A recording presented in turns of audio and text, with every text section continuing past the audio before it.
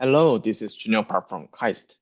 Today, I'm going to introduce you our work, RGFuzz rule-guided fuzzer for WebAssembly runtimes.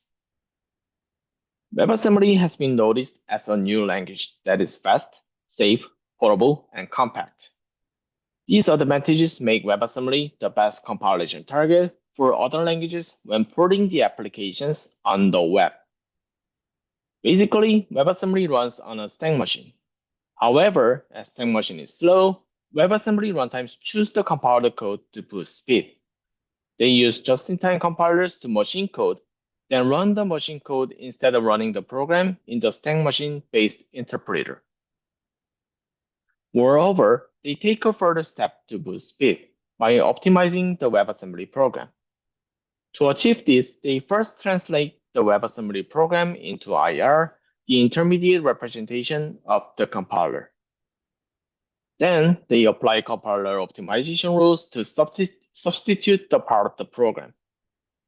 For example, they can match a simple rule on the IR, which is XORing a variable with -1, apply substitution, changing the corresponding IRs into a binary operation. Applying simple rules are great and sounds intuitive, but the runtimes also apply complex rules for further optimization. For example, they match 3 IRs with BAND, BNOT, and BOR, and transform them into 2 IRs consisting of BNOT and BOR.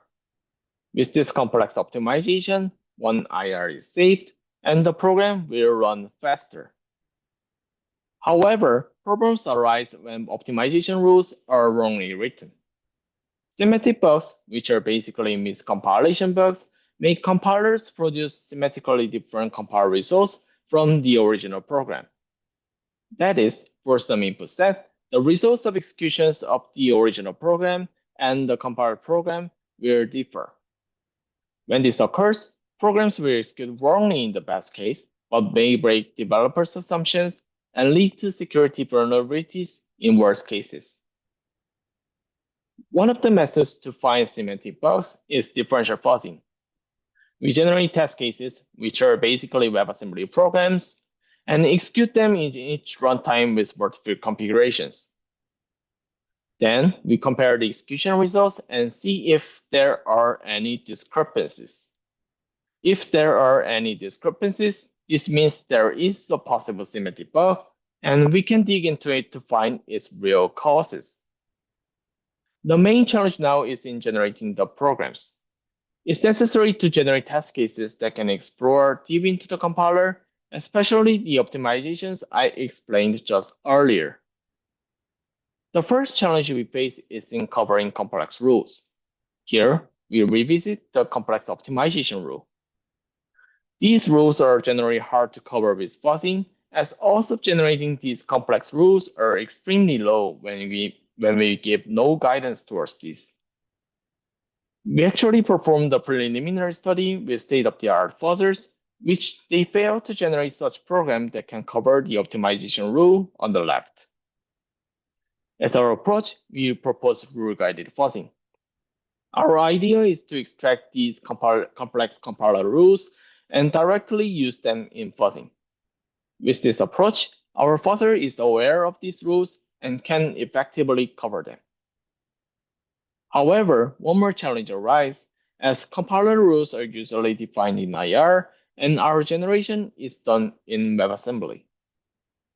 Therefore, there is a gap between compiler rules and the WebAssembly programs, and we need to close them to use the compiler rules in fuzzing.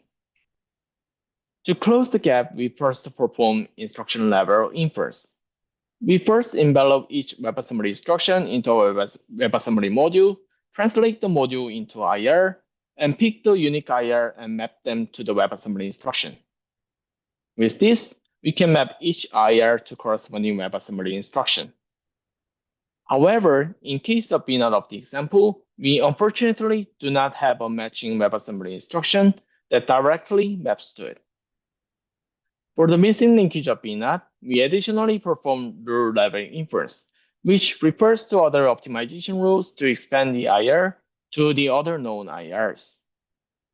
For BNOT, we use another optimization rule, which I also explained earlier, linking peanut into icons and BX or IRs, which eventually be mapped to corresponding WebAssembly instructions. The second challenge we face is in diversely generating test cases. We observed that previous works are limited in generating diverse structures or instructions. There are two notable approaches, which are AST-based and stack-based methods. AST-based method cannot generate diverse structures, especially the ones that can have multiple returns.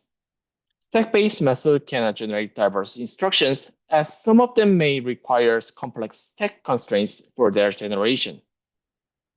Thus, we propose reverse stack-based generation, which is basically a stack-based generation, but done reversely. Our observation is that all instructions have only 0 or 1 return types, which makes them require less stack state constraints in generating them. In the case of v128.bselect, it will now require only one v128 type instead of 3 on the stack. This allows us to generate instructions diversely while keeping the advantage of stack-based generation on structures. For our evaluation, we targeted 6 widely used runtimes with their various optimization levels and architectures. As a result, we were able to find 20 new bugs with 1 CVID issued. For coverage, we were able to cover significantly more in WebAssembly time, mostly thanks to rule-guided fuzzing. Also, we tested runtimes other than WebAssembly time using the rules extracted from WebAssembly time.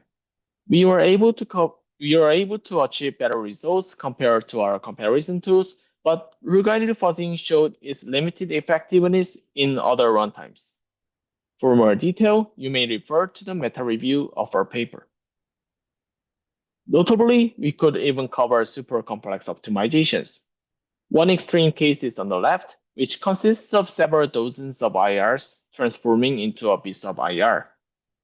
We were also able to cover rules that require very specific immediates as on the right. Also, we could find optimization bugs. One case was min mistaken as max, and another was loading more bytes than expected as floating points are treated with XML registers. To summarize, we proposed two main approaches, rule-guided fuzzing and reverse stack-based generation to effectively fuzz WebAssembly runtimes. As a result, our tool RGFuzz showed effectiveness in finding optimization bugs. Thank you for listening.